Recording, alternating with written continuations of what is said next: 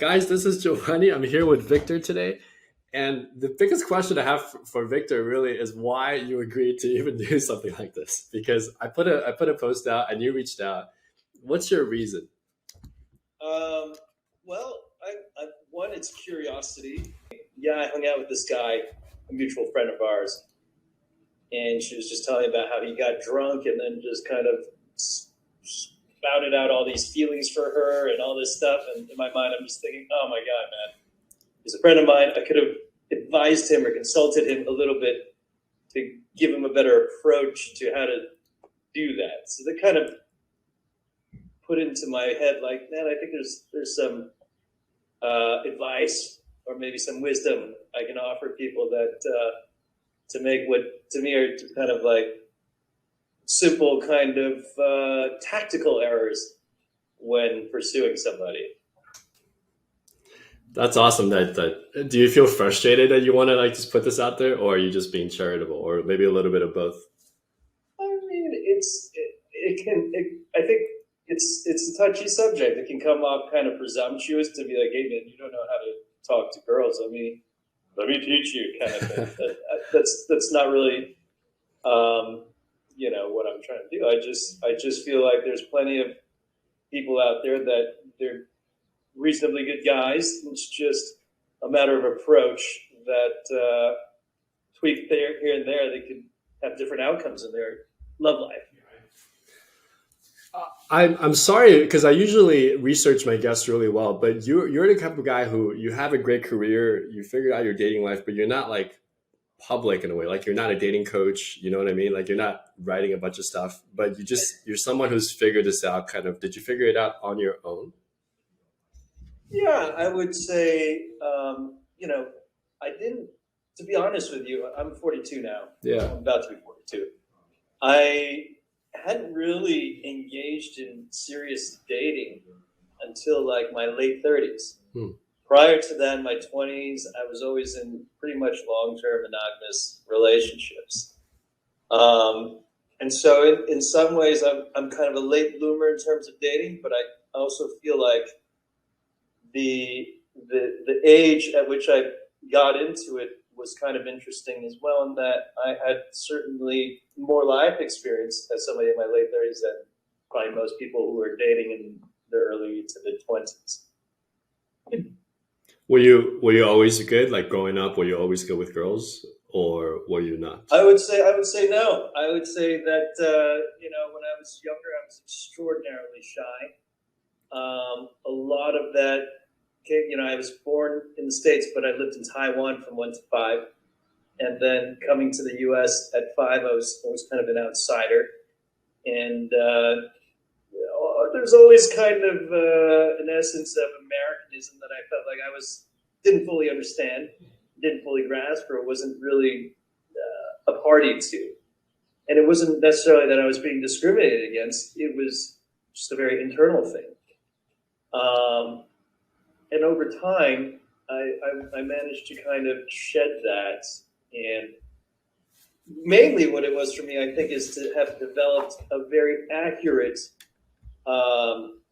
perception of myself as other people see me, as opposed to a perception of myself that I think I'm projecting, that I think other people are assuming of. Sorry. What did you think other people were assuming of you? A lot of it when I was growing up, I thought, okay, I'm probably just limited to engaging with women or girls that are also Asian like me. That everything else is kind of, they wouldn't be interested in me because I'm already kind of a different flavor per se. And I think largely maybe in the 80s and 90s that may have been the case to some extent. I think that has changed, particularly recently, quite a bit so. But my sort of understanding of that, I think, was actually more exaggerated than reality. And in fact, there were people, girls and women, that were interested in me. I just presumed that I wasn't an option for them. Yeah. And you grew up in a time when it was perhaps even more segregated than today. Where I would say so. I would say they're on on both sides. I think probably to the extent of non-Asian people engaging with Asians, there was less of that, and I also think that Asians in general can have sort of can be a bit insular. Yeah, I can say myself that I probably was quite insular. yeah. Most of my friends and my friend circles were amongst other Asian people, younger, Yeah. and that was limited. Where did you grow up? What city?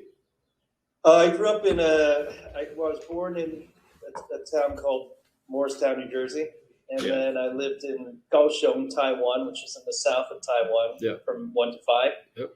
And then I moved back to New Jersey and moved to a place called Warren Township, central New Jersey.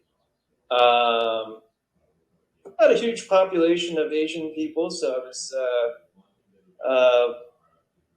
didn't have that big group to always associate with at the time. So when you got older, like, did you have girlfriends in high school, college, or were you like a late bloomer like me, where you didn't date anybody?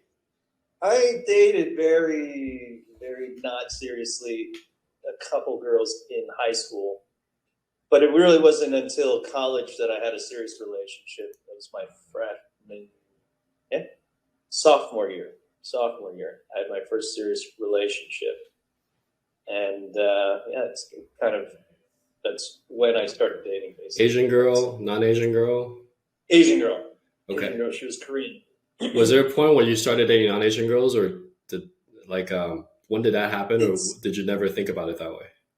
it didn't happen until my mid to late 30s. Really? Prior to that, I had my first girlfriend was Korean, and then I dated two Japanese women, and then these were all rather serious relationships, long term. And then I kind of dated more casually after that, and that's after I actually went to Japan for 3 years, from 2013 to 16, and it was an interesting experience because I'd grown up, I went to NYU, all my close friends were other Asians. I was dating in Asian circles, and then I went to Japan, and then all my close friends were actually expats, people from Australia, Canada, what have you, and very mixed. And the reality is, even when I was in my late 20s, hanging out, early 30s, hanging out in New York, I did kind of feel like, why is it that I only associate with other Asian people predominantly? And it did feel a little strange to me, but it was just something that I'd been doing since high school, or middle school. So going to Japan and being immersed in an entirely Asian country, a very homogenous country like Japan, where it's like 99.7% Japanese, then I started to feel stifled a bit by it. Granted, Japan is also a very different culture from Chinese culture, but it was there that I kind of felt like, okay, I have to make other friends here because I went to the country without many friends. And I adopted this friend group that was very diverse and from all over the world. And when I came back to the US, all my old friends had gotten married, had kids predominantly. They weren't really hanging out with me as much. So I had to kind of develop a new friend group. And I thought, already in Japan, I've had this friend group, very comfortable with it. And I think it was just natural that coming back to the US, I adopted this friend group that was more diverse, much younger than me in general, probably 10 years younger. And I think that's kind of when I became more open to dating outside of Asians. I know a lot of Asian guys are probably wondering, do you have any tips for them for stepping out of that? There's always that transition from all Asian social circle to less Asian or mixed. Did you have any tips for how you did that in Japan and back home? In Japan, it was a function of language. It was people that I could speak English English, to. yeah, yeah. I mean, not to say that there weren't other Asian people there, and that I did have some good Asian friends as well. It wasn't like I totally stopped hanging out with Asian people in Japan, but it was a function of language, and in And in that environment, we kind of had a shared culture, Hmm. whereas if we were, Expats, right? yeah, whereas if we were in Canada, maybe not so much, over Yeah. there, Did you reach we were out on both guys. Facebook? Did they all hang out at this hotel? Like, how did you find them? That wasn't, it was just introductions here and there from Through people. friends. And mainly, like, you meet a couple people and then you get introduced to the whole friend group like Yeah. that. Okay.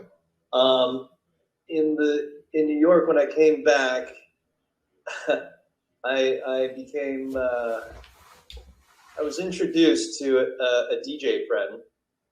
He's actually not Nigeria. He's from Benin. Sorry, he's from Benin, but grew up in France and the U.S. And he was very connected to the nightlife scene.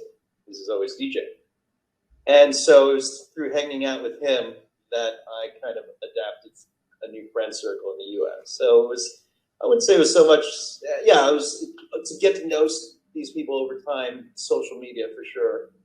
That was kind of a new thing that I used more readily than I had before in the past. But it's really probably just through a few people that I became incidentally friends with that opened it up for me. And then it just became, well, seeing myself less as an outsider and more just part of this, whatever it is. No longer did I feel like, okay, there's this kind of distance between me and the rest of America. I'm just a part of America. I have noticed myself. I call these people social connectors because there's like one person that knows like a lot of people, and if you become friends with that one person, then you automatically get installed into his whole social circle or her whole social circle, and just gets way easier from there. How do you think that you get them to like you? Because they meet a lot of people. Like a DJ, for example, meets tons of people, right? So what was it about you that stood out? Or did you meet like through another mutual friend? Like why did he pay more attention to you than say some other person that walked up to him?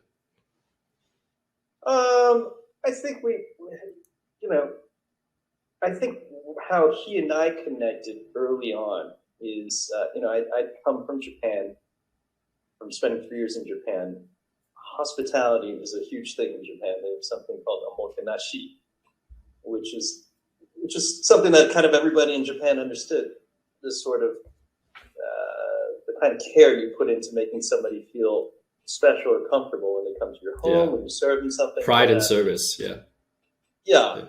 and I love to cook, and I learned a lot about cooking while I was out there in Japan, and so I would host a lot of. This is something I would host a lot of parties at my house. Usually, it was me cooking. He's a big DJ. He's playing Coachella. He's huge, but at the time he was becoming famous. And so it would be me cooking, and then afterwards he would DJ. And so when you have good food and you have good music, then people want to be a part of this. So I would open my doors up to people and try to show them a level of courtesy and hospitality that probably they're not used to, because I thought this was something special I got to experience in Japan. How was your hospitality different? Oh, just details, like the food. I would say I always like to host and cook and stuff. I always enjoyed having people over. I would say probably my cooking improved after being out there, so that may be different. Details on how you serve people, how you make people feel warm and welcome. In Japan, everywhere you go, any restaurant or bar you go to, they serve you a little hot towel. You know, and I realized if I don't do this for myself in New York, I'm not going to get this kind of service anywhere. I miss that kind of thing, and so I would do this for people as well.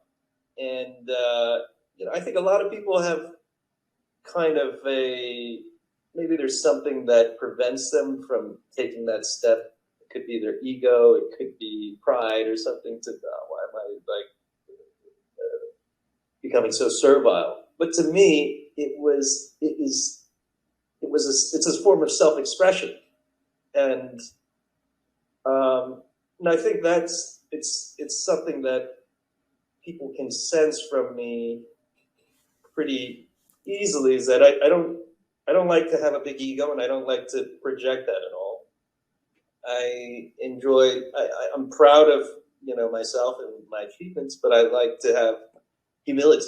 I never want people to get the sense that I'm arrogant or I'm cocky.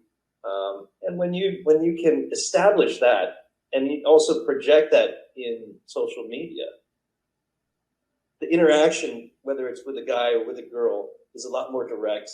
There's a lot more trust underneath it. There's a lot less kind of things you're trying to figure out about this person. I want it to be very, in that sense, I've used social media from a business standpoint and from just developing networking standpoint to try to offer people the most candid, realistic version of me. Then I find much less needs to be vetted out when you're just getting to know each other. A lot of people can speak really badly about social media, and of course, I find there's a lot of things about it that can be detrimental to someone's well-being. But I also find that there are a lot of aspects of it that are very useful. And mainly it's just what I find that makes it useful is keeping in touch with people passively and knowing what's going on in other people's lives without having to really get into it, and being able to convey a very accurate portrayal of yourself. That's great, because sometimes you have that paper resume, like, oh, this guy's so cool on Instagram, and then you don't know how to reach out. People don't know how to reach you. Or when they do reach you, they think of you as this projection of who you are. And you have to Right. you go this whole dance of no, this is who I really am. And that's who they really are. Right. That takes a long time, as opposed to someone like you, when you reach out, it's no, it's pretty accurate what you're saying already. Yeah. I think it's very important that, and it matters for me too, to have consistency, right? You want to be, I was finding in my life at a certain point, maybe a lot in my 20s, I would have to wear a lot of different masks. If I go to talk to my boss, I'm this way. If I'm talking to a friend, I'm this way. Talking to my parents, I'm this way. Talking to my, a girl, I'm this way. Yeah. And in the end, I just wanted to consolidate all that and to be, why can't I just have one good way to approach everything, right? Rather than having to be so many different people. I find, Bruce Lee had a quote where it's really hard to be honest with yourself and to express yourself truthfully, right? And I think that's something that in my 30s I picked up as well. But I also know that there are rules of engagement in each situation. For example, there's certain things I can't say to my boss, that because it's a level of respect for the rules of engagement within that sphere of influence, right? Sure. There are certain things I don't want to say to a first date, right? So yeah. One thing I think that you mentioned was really useful, and let me know if I'm on the right track here. When I was in Mexico, there was this, when I came back to the States from Mexico, I realized a stark difference between service. And I was at a nice hotel there for a wedding, but I noticed that people took pride in their service, and they went about it in a way where, like you said, it wasn't shameful. It wasn't like how Americans think about oh, I'm being beta, or I'm in service of other people, so I'm less than. Right. They took a lot of pride in it, and they almost made it beautiful. It was almost an artwork, and I respected them more for it. Right? Yeah. And when I came back to the States, I'm like, man, there's no service here compared to where I just came from. And especially Japanese culture too. And I think in the States, we forget that humility and even being of service to other people, and actually can be very attractive when you're congruent with it, or you're doing it not to get something, but you're doing it because it's a form of self-expression, as you say. And I think there's an artistry to that we've lost here in the States. Absolutely. I think so. And for me, it's one, I'm providing something for, whether it's clients, whether it's a date or something, I'm providing something of value to somebody. But at the same time, it's a value to me because of that self-expression. I'm able to deliver this kind of experience to you, and I've thought about it. It's clear. It's not. Like you say, it's not some form of downplaying my own my own personality or anything. It's actually adding to it, enhancing. That's the way I look at it. I've noticed also the way I interact with women. It's like I try to anticipate what their needs are, and I'm Yeah. doing it not in a way to get something from her, but I'm doing it because like I've just been trained to do it. So it's again Yeah. one of the keys to hospitality, according to my friends who are in it, is to be able to anticipate someone's needs and to be able to address Exactly. it as it comes up. Exactly. Yeah. Going back to what you were saying before, it's the Japanese have something called TPO, time, place, occasion. You can be whoever you want to be. You might have a lot of different ideas and interests and things you want to say and whatever, but there's a time, place, and occasion to deliver that, right? How you dress, how you present yourself, how all these kinds of things. And I think a good sense of, okay, this is the right thing to say at this moment, at this time, whatever. That's good TPO. And people like that. People appreciate that, like it's when you're doing a sales pitch, there is that kind of, it's not just about the information being conveyed, it's about the style in which you convey it, the mastery of the style in which you convey it. And people can see that, and, just the style in which it is imputed is pleasant, right? Going back to that friend I was talking about, this girl had told me, he got so drunk, and at the end of the night, he comes up to me and he says, "Hey, I'm really sad. I'm really sad about us." And I'm just thinking, why would this girl give a shit if you're sad or not? And why would you initiate this kind of interaction with something negative, and something needy, right? Sad about us. There's something that you are not giving me that's making me unhappy, right? No girl cares to think about that, or they want to know what's in it for me. What's this guy? I got any worthwhile girl has probably 5 to 10 guys approaching her all the time. Why is this guy different from the other guys? So it's about, I think, being really highly aware of what your qualities are, what you're able to offer somebody. And it's not like you can just say, "Hey, I've got this, and then, put that out as a resume to every single girl out there. It's more, it comes back to that TPO thing. Understanding, okay, this is what this girl is looking for in a partner or in life or whatever. This is how I can offer that. And there's something I want from it, obviously. She knows this. I know this. We don't need to harp on that. Right? That's clear. It's about what's going to make this interaction, this trade, in essence, work, right? I always draw parallels between this and business. There's so many similarities. The minute you come off really needy is the minute people get turned off. There's a whole, psychology and neuroscience to how people impute every single interaction. It goes through the crocodile brain, and then finally it doesn't reach that part of you that gets to like real kind of calculating and until the very end. So in the beginning, it's very emotional. It's and if you lead into it with something negative, like, "Hey, I'm sad that you're not like being my girlfriend," kind of thing. Of course, it's not gonna work out, right? Just a pure, yeah, exactly. Just a pure supply and demand. If you're in the club, hot girl in the club competition, you come up to her and you say, "I'm sad." I mean, if you said it in a sarcastic way and you had something to follow up with it, that's fine. But then otherwise, you're just, "I'm sad. Console me. Take value, right?" You got to give value, and you got to give value in a way that outcompetes everyone else that wants your attention in that environment, right? This is basic game. So you never learned. Sorry, you never learned any type of game. You just all this came to you naturally. Yeah, well, I mean, it was. I spent basically about 4 years dating casually, and it was. I had to develop it over that time. Was that when you It's came like back anything from? else. Was that when you came back from Japan? Yeah, when I came back from Japan. Did you have a I mean, bachelor period? okay, in college, I was in a serious relationship for about 4 years. So basically all college. After college, I had a period of, I'd say, 4 or 5 years where I was single for good period, but I wasn't really truly dating. I was just getting trashed with friends a lot and hoping, I'd have a lucky night or something like that.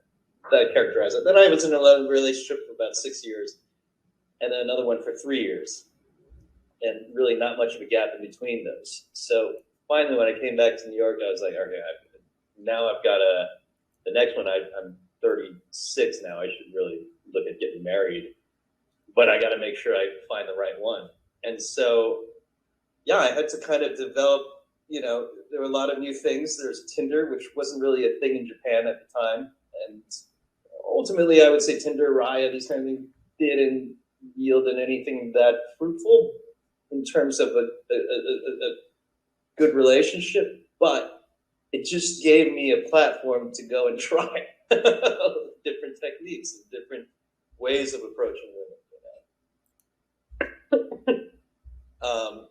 And eventually, and I have to say, it ties into who I'm now married to, my wife. And it's interesting. So my wife is Estonian. She was a model living in Milan for some. She lived all over the world, but she lived mostly in Milan, and then finally decided to move to New York. And of course, there's a bit of luck involved. She went out to her first party. I happened to be there, and I saw her. And at this point, I was pretty comfortable talking to women and just approaching them without any kind of weird line or anything. Just introduce myself. And that's that, And I was out with two friends. It was one of their birthdays, and I had approached her early on, just introduced myself, and found out she just came here and she's getting her master's from Harvard online and also doing modeling. And I was impressed by that. And it was funny. My friend later on had spoken to her also, and it's strange because usually a pretty nice guy, but for whatever reason, I found this out later. She told me, it's like, he was so mean to me. He was like, yeah, you're young now, but your looks will fade. How are you able to even go to Harvard and do mine? I don't understand how that works. It doesn't seem real. I think he was trying to use this negging approach, which I think that book, The Game, tells you should do. And, well, it did make her remember him. But she was so pissed off that later on she said he tried to dance with her stuff. She was just like, what are you trying to do? I don't think I made a huge impact other than just being a nice guy at first. But we kept in touch, And the thing is, and I was able to kind of segment the kind of women I was encountering, and I think you can segment it. Once you develop more of an awareness of yourself, you can kind of pretty easily see, like, okay, I know I kind of exist around here. This girl is probably right around here, or this girl is probably right around there. You mean in terms of like sexual marketplace value? Yeah, I guess you could call it marketplace, not a sexual marketplace value. That's a good term. Yeah. Or, in terms of demand, right? And so, in segmenting it this way, I kind of looked at it as like, all right, this is some real bro stuff here. But I looked at it as, okay, you need to have confidence, right? And I believe that women don't want to go. I think a lot of guys think this, that a girl will want a very like pristine kind of guy that's not fucking around, or But I do believe that in order, women can sense if you're sexually active, and knowing that you're sexually active without you being explicit about it is a turn on for them. I don't think women want a guy that seems like nobody's really wants. There's no demand for that guy, right? It has nothing to do with looks or anything. It's just this certain kind of intrinsic sense of, is this guy getting a lot of ass or not, And so I think you have to have kind of two circles. You have a circle that you can date casually. They're not looking for anything that serious. You're not looking at anything that serious from them. And you can, keep your sex life active that way and have some validation and confidence. And then you have another circle where you're not approaching it from a sexual standpoint. These are really high value women to you for whatever your criteria are that you want to pursue a good relationship with, a long term relationship with. But I think it's critical for you to have this other circle so you have the confidence to play in this circle, right? And in this circle, you need to have a couple options. It can't just be one, right? Because I've been in the situation where, I went to Japan, I met a beautiful girl, very, like 3 days after I got there, we started dating like a week later. And she still was very beautiful, even 3 years later after we were fighting and breaking up. But I didn't have a chance to kind of compare her to other women in the context of getting into a relationship. So oftentimes you're like, I met this great woman, she's super fun, and you're just focused on this one person. You have no context for comparison, and when you're in that state, it's such a unique state when you're falling in love, kind of thing. You can't just feel that without actually being in it. This is one of those few things where it's like that, right? And so you're not going to have that same context unless you have multiples to compare and contrast against. And then you can say, I really like all four of these girls. But this one really has it all because I've been able with all the rest. What happens if you don't go through that exercise? You end up in a relationship, and of course, you're going to meet other people, and you're going to be like, oh my God, she's got all that stuff that I'm looking for, I'm missing here. You take care of that stuff before you get into anything that's serious, right? And that's what I think is the benefit of casual dating. It's not just a means for guys to have a lot of sex or, girls to go for dinner for free. It gives you this platform that allows you to do a lot of comparative analysis and then end up with the right person.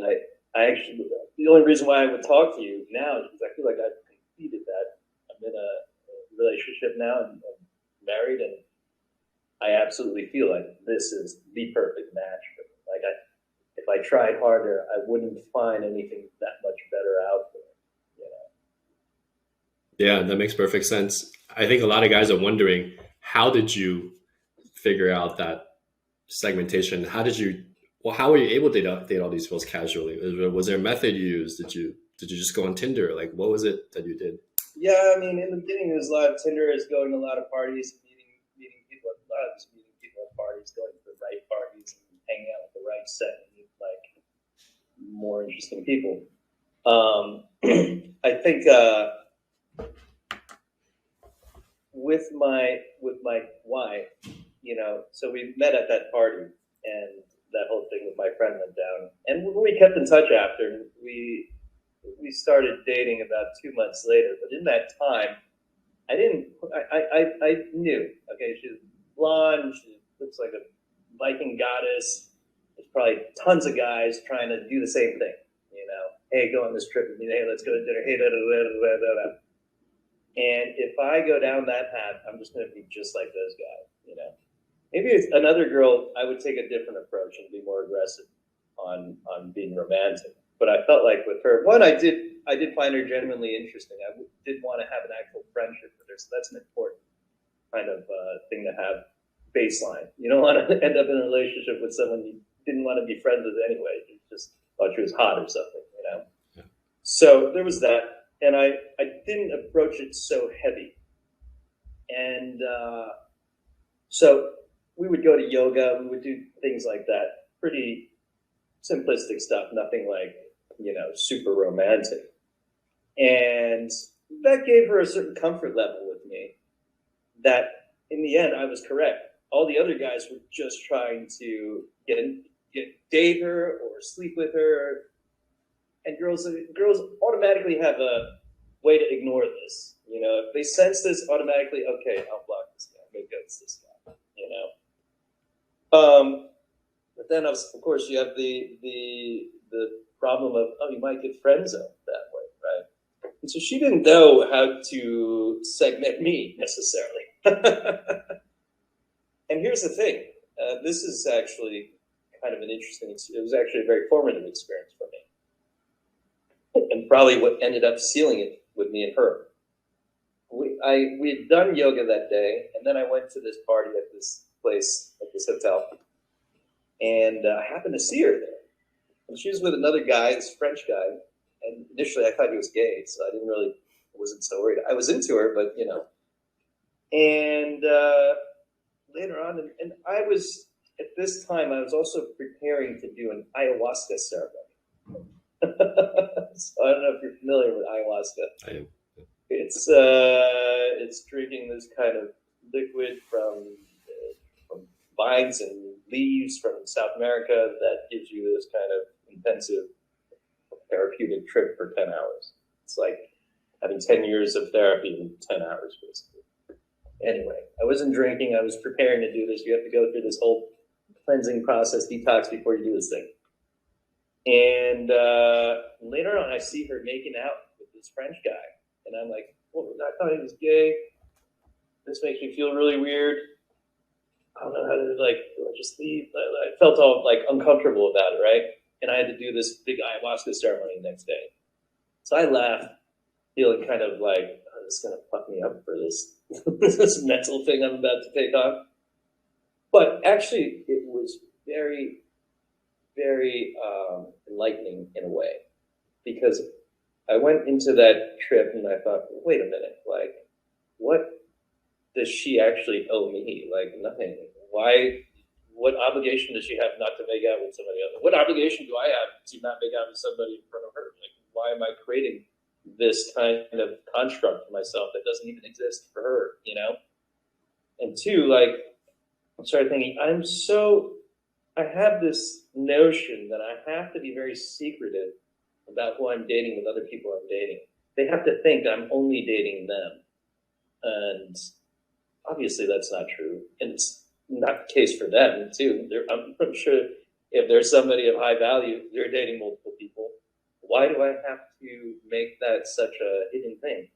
And I thought, if anything, it probably makes you more attractive to know that other people want to date you. It's validation, right? So why am I am dating multiple people. Why do I feel the need to hide this? It probably even comes off disingenuous that I'm kind of shady about this aspect of my life. No, I'm not gonna. I'm gonna become more liberated. I'm gonna become more open about this. This is just a part of who I am, right? And so after that, I had hosted a Thanksgiving dinner, and she came over, and in passing, I mentioned, I'm dating three or four people, and she told me, she's like, that kind of pissed me off, and I was like, why am I getting pissed off? Because we're just friends, but then are we dating? And so she started thinking about all this stuff, because she knew there was other, my level of demand to her had changed. My sexual marketplace value had changed. Wait, you told her you were dating 3 or 4 people, or did she tell you? I told her this. Okay, got it. And I didn't. It wasn't necessarily trying to hey, I'm going to tell her this so she's going to be into me. It was just me being like, well, this is something I devote a lot of my time to. You kind of have to if you're single, and why not be something I can just talk about and converse with people? It's like, going to the gym or whatever, right? Why am I making this something so awkward and kind of off topic kind of thing, right? And after that, when she left, she actually gave me a peck on the lips, and that gave me confidence to be like, okay, I can kind of push this a bit more on the romantic front, take this out of just being a friendship kind of thing. And then we went on a few more romantic sort of dates, and eventually ended up together. Actually, even then, interesting. So I was being very candid with her, and that had become my approach, and I think she appreciated that. So she was being real candid to me. And after we hooked up the first time, that day I was thinking about her a lot because I was really into her, and and she was very she was almost kind of ghosting me a little. And I was like, shit, did I fuck it up or something? Was I bad or something? And she told me later on, she said, hey, look, I don't know how to, I didn't know how to tell you this. So I asked my mom for advice, and my mom just said, be honest. And so I'm drinking a glass of wine. And basically, I have my ex-boyfriend, Italian guy from Milan. We had planned for him to come visit me like months ago. And in that time, I told him about you, and I really like you, and I want this to work with you. I don't want to fuck it up. So that's why I'm just telling you. And now he's here, so it's going to be a little weird the next few days. And I thought, wow, that's that made me really like her, because typically, even if it were me, I might just be like, oh, I'm really busy for a while. I wouldn't go into all the details. You like that she was honest with you. She was very candid about it, and I think that really set kind of a very good foundation for our relationship to come. What was it about you that you think made her choose over the other guys that she was dating? I think it's easy to fall, and I even caught myself doing it, to fall into a very canned approach to dating, right? There's certain things that you will try to get across, and becomes almost kind of average in a way. I think, the kind of things that we would discuss, were things that, she was telling me about what she was studying at Harvard, and it kind of coincided with what kind of work I was doing. I was beginning a business to build villas in Portugal and then operate them from a hospitality standpoint for the owners of these properties. And so there's a lot of thought going into, do I want to do experiences? Do I want to do kind of program retreats? And this was something that kind of resonated with her. She had thought about it before. And actually, the talking with her more about it kind of made me think about it more. And it made me expand my idea of this kind of thing. And so I think that registers, it's sincerity, right? We both truly are sincerely interested in this topic. The kind of information and the input you're giving me is of real value, and is actually influencing how I would do things in real life, and I think that gives a girl a sense of, oh, I have some value here. The things I think about and care about, this guy cares and thinks about too, and can be useful to him too. So it's offering the value to the girl, but also reciprocating in the sense of validating her value to you, in a sincere way, right? I think a lot of people, you can, let me find that one little thing that we match on and really just harp on it, and it can come up insincere. So I think sincerity is very important. Yeah. And I think that's not something it's not really like, a tactic. That's just something you have to develop as a person in all facets of your life, and it'll be obvious if you're just doing that just to win some ass or, get a date or something. Right? Yeah. Well, I think the concept of connecting on core values is key, right? Because the way you talked about that project, your approach to it, the importance of hospitality, of managing something, of building something that's an experience, as you said in your words, those are core values that you have, right? Because your core values seep into the things that you do, your work. And as she's talking about it, that's a great way to share core values. Like, oh, we're similar in these areas. And I think like a Venn diagram, you find out the real connection there. And so many guys, as you say, try to impress, especially a girl like that, right? Who's a model in New York, do things to try to impress her or do things to try to buy her in a way. Let me take you on this trip. I saw pictures. If you don't mind, do you mind me putting pictures of her on this interview? Yeah, just to give people an idea, I think girls like that, it's so easy to fall into that trap of trying to exchange value rather than trying to seek the truth. And I think when you navigate from a place of what's her truth and what's my truth and what's the real connection there, it's a lot more likely that it'll end up in a relationship as opposed to a Yeah, one night stand or something temporary. I think you talk about core values, and I think these are things that you develop from a very early age. Usually, a lot of it is developed from the age of 1 to 6, right? This to me is the very most fundamental aspect of your personality, right? And so you have that that's very internal, and then you have vision, right, which is very external, but it's very much tied to your core values.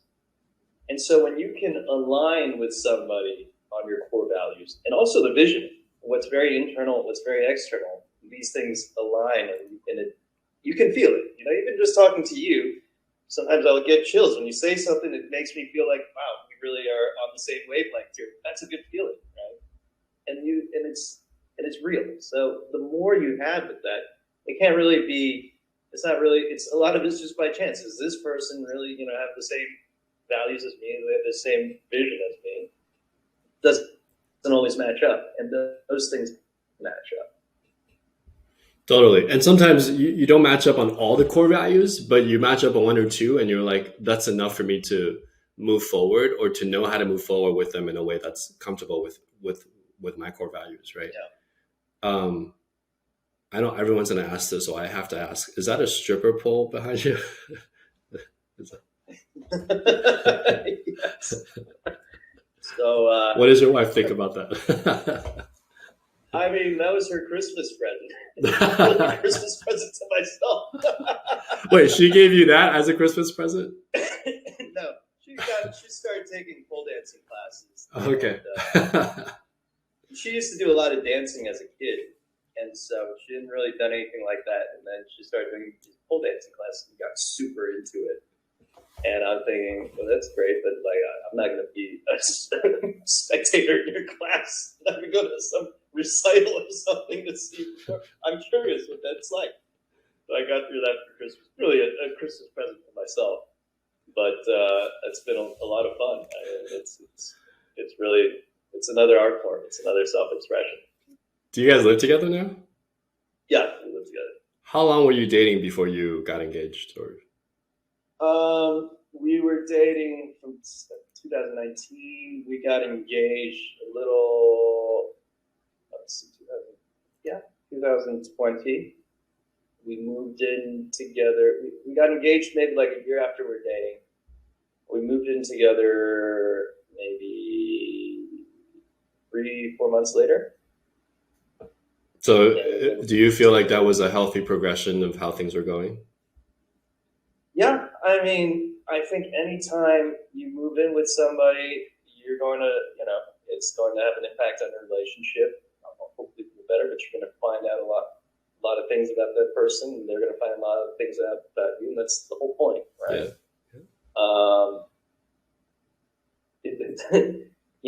It's I have a ton of stuff because I'm much older. I'm 42.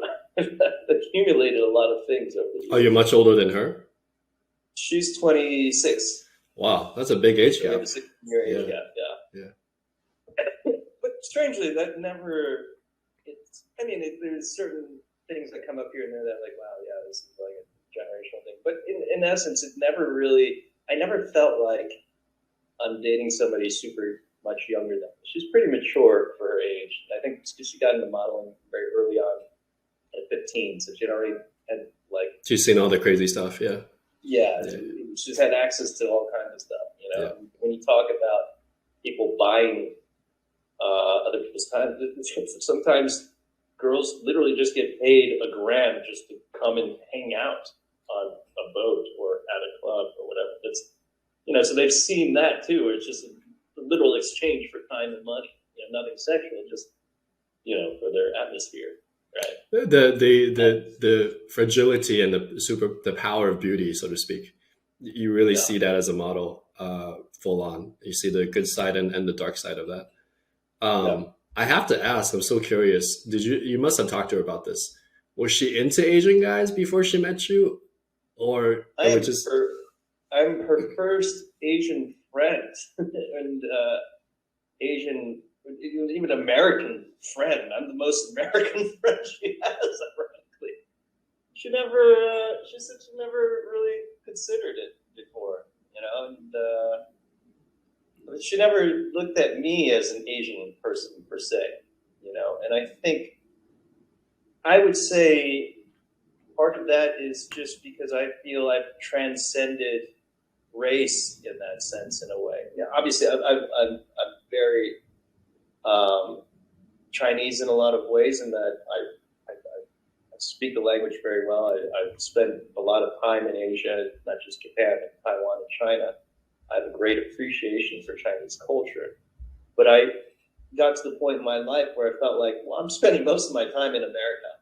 This is not an Asian country. Why am I letting myself be limited by the fact that I'm Asian? And a lot of it was internal. A lot of it, certainly there are some instances in my life. I don't feel like it's been that much where I felt like some discrimination or something, but I don't feel like it's been too terrible. A lot of it was just internal inhibition, internal kind of limitations on myself, because I felt like I'm not the prevailing race of this country, right? And once I was able to kind of transcend that, and then a lot of things opened up for me. And then being in a relationship with a non-Asian, probably, if I think there were times that we were spending time together, and I'm thinking, she's probably in this world the most privileged. She's a pretty white blonde girl. And rather than, take some kind of issue to that, I thought, why don't I try to adopt that mindset? Why do I have to live with this kind of limitation? It's just, it's nothing, And so I'm able, in essence, to kind of live her life as well, and see how she operates. It's very eye-opening, And a lot of things I just came to realize, like, it is just you creating these kinds of things for yourself. It is you creating these kinds of limitations for yourself. And also it's about, and then I kind of was able to see like how I would adopt just Asian norms as well. Things that are very, very particular to Asians, manner of speaking or behavior, things like this. And I thought, I don't need to be like that. Why am I, just because I grew up doing things that way, I don't have to be that way anymore. I can be whoever I want. This is America, right? It's in that sense, it's very different from Japan, where you have an expectation pretty much to be a robot in this society and do what the society asks you to do. You're in the U.S. You can be whoever you want here. That's the beauty of, maybe particularly in New York, that could be more so the case.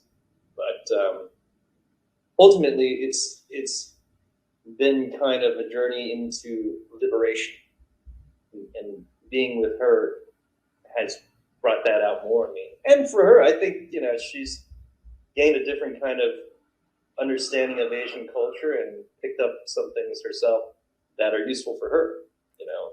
The way that Asian people do things, very practical in some ways. And for me, a lot of it was just developing emotional maturity that I find has been really valuable being with her, because from a young age, she's exposed to intense emotional, mostly positive things, a lot of loving and caring.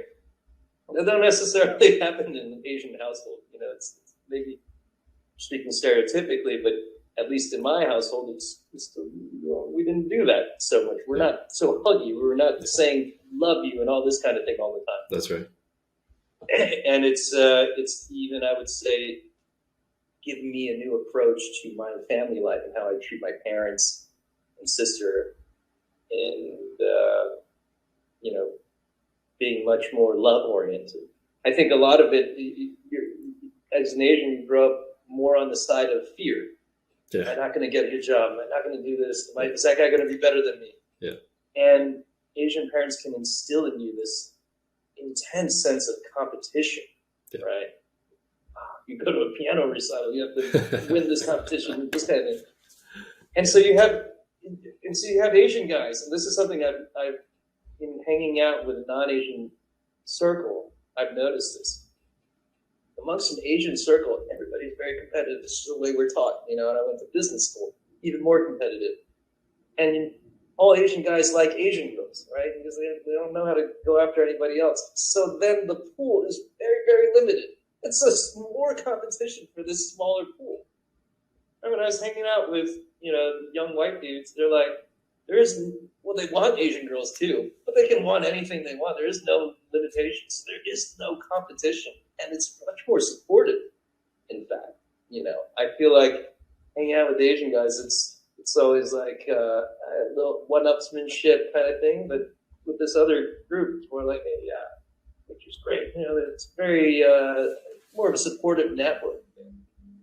So I thought it's something that it's what drives human beings, food and sex, right? If you have to compete for sex with this small pool, it's going to create a certain kind of dynamic in your circle, right? Which doesn't have to be that, right? Survival and replication. My mentor taught me when I was learning this stuff. All humans are programmed genetically to respond to survival replication value. We can supersede it, we can override it with our conscious minds, but that's how our limbic system, like you said, the crocodile brain, the reptile brain, that's how it operates. And so I think it's good to be aware of that. You're definitely right about the Asian culture. When I dated my American girlfriend and even the Latin one, their families are so warm. I go in and the mom gives me a hug, kisses me on the cheek, and I'm like, this is different, as opposed to the fear that's instilled in a lot of Asian kids, which is, I remember getting 95 on a test once in second grade, and I got hit 5 times. That's how Asian parents are, And this was a teacher. The teacher was allowed to hit me. So just little things like that. I think I've created we're very successful because of it sometimes, but at what cost? Like what emotional cost? When it's always like, don't make that mistake, or like step out of your culture, step out of your comfort zone. We're punished for making mistakes. Whereas I think American culture, it's like, make some mistakes, and maybe you'll get rewarded for that. And I think it's a different mindset, right? Immediately, just when it comes to dating, it's like, step out of your comfort zone. There's so many girls in the city like New York. Like, so what if you get rejected?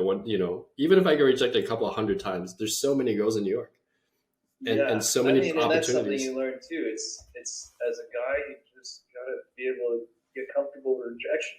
Yeah.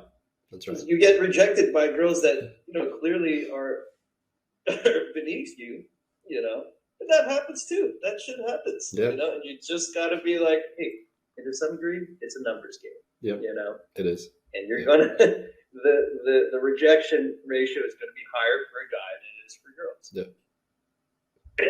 And I think that gets to another point. It's also understanding the difference in mode of thought between men and women.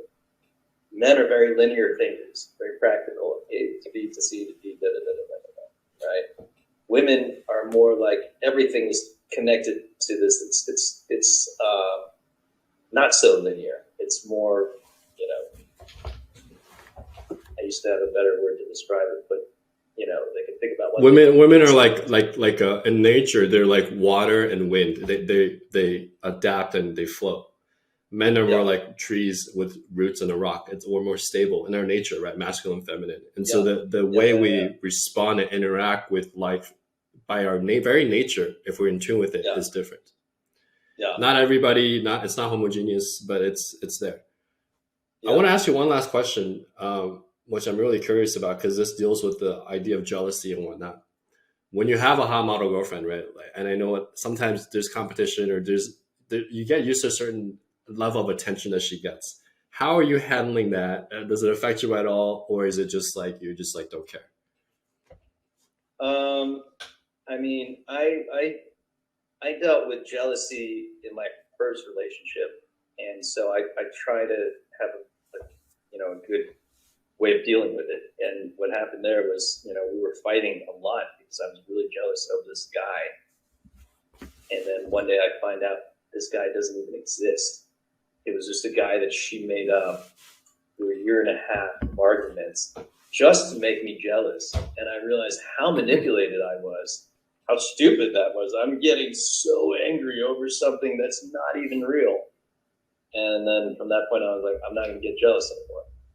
Granted, it still happens. With her, ironically, now I look at it as like, okay, you went and chose a very beautiful model wife, right? If you wanted somebody that nobody else is going to look at, nobody else is going to be interested in, you shouldn't have chose somebody so beautiful. That's something that you like, and you have to deal with that. That's a reality, right? Ironically, it may just be a function of age as well. She gets more jealous of me than I do of her, I would say, even though there's far less justification for her to be jealous of me. But I think that might just be an age thing. And I mean, I am also a very friendly, friendly kind of guy. So, that can lead to some jealousy sometimes. But actually, I mean, something with her, I don't know if she can watch, but something with her is that she's also interested in women, right? The times that I've gotten jealous were when I could tell, like, okay, this woman that she's carrying on with is trying to do something to our relationship, and that'll concern me, But otherwise, it's more. I mean, it's nice. We both like girls,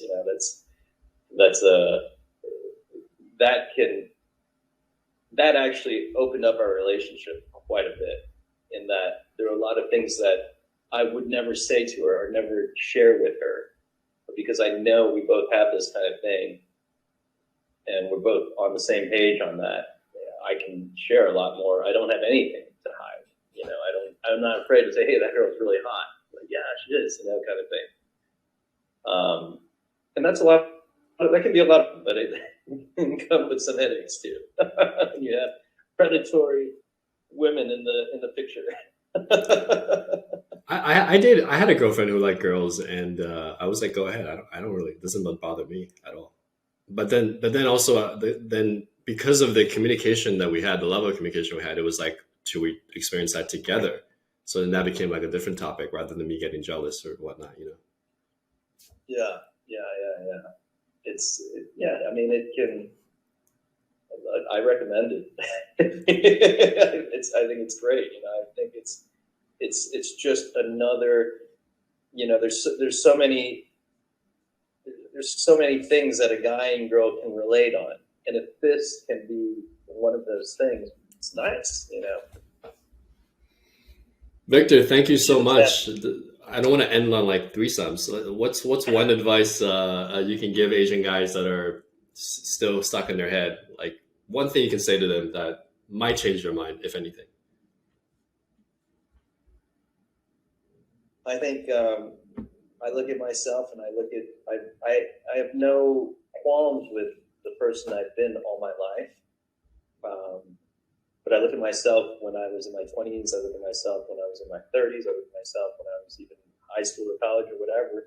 And at every point, a lot of my core values are the same, but who I am as a person has drastically changed. What I do in life, what I get joy from, who I encounter, who I'm dealing with. And so I think it's the case that you're always going to project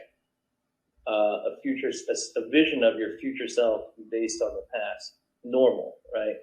But I think it's important to know that it's not entirely tied to that. Variables will come that can make you somebody completely not who you thought you were going to be 10 years ago, or the person that you thought you were supposed to be back then isn't who you actually are. So it's developing a high comfort level of yourself, being highly self-aware. I achieved a lot of this through meditation, and self-reflection, getting rid of the ego, which I think can be for a lot of men, not just Asian men, European men. I deal with a lot. It's ego can be a big blockage in a person's kind of self-actualization. You know, so just don't. The ego is what's going to constrict you. It's going to limit you. Once you can get past that, you get out of your comfort zone. Right? The ego wants you to stay in your comfort zone. That's your domain. Get out of your comfort zone. You will have outcomes that are bigger than your comfort zone. That can be in business. That can be in relationships. That can be in sex. But it is mainly that, just to not be afraid to step outside your comfort zone and not feel like you have to adopt all the norms of one culture. Well said. Thank you for ending on that. The past doesn't dictate the future. And I think one thing I noticed about my conversation with you is that it seems like every step of the way you took the lesson. And you know how some guys don't take the lesson, they keep repeating the same mistakes. But from what I heard, and if it's accurate, it's that every step of your way, you're like, that's a lesson I need to learn. That's a lesson I need to learn. And then it just stacks over time up to a point where now you're in your 40s, it's like you are like more exponentially evolved as opposed to someone who didn't stack those lessons, and you can see their lives kind of stay the same or incrementally, but you're like exponentially growing, right? And your career as well. And I think that's the main difference, just taking that lesson and being like, okay, I got it. I got the lesson. Let's move forward. Yeah. It's being aware to, it's being open to it, and being, knowing that mistakes are not something that's going to hurt your ego. There's something that's going to build your actualization. That's right. Yeah. Awesome, man. Thank you so much. Appreciate your time. It's fun.